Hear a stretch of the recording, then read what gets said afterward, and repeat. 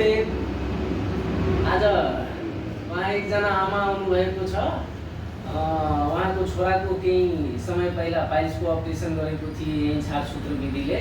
अनि छोराको राम्रो भएपछि उहाँकै छोराले आमा छोराको नाम के थियो? जंगी चौधरी। जंगी चौधरी नामको उहाँको छोराको केही समय पहिला यहाँ छारसूत्र विधिले पाइल्सको अपरेसन गरेको थिए।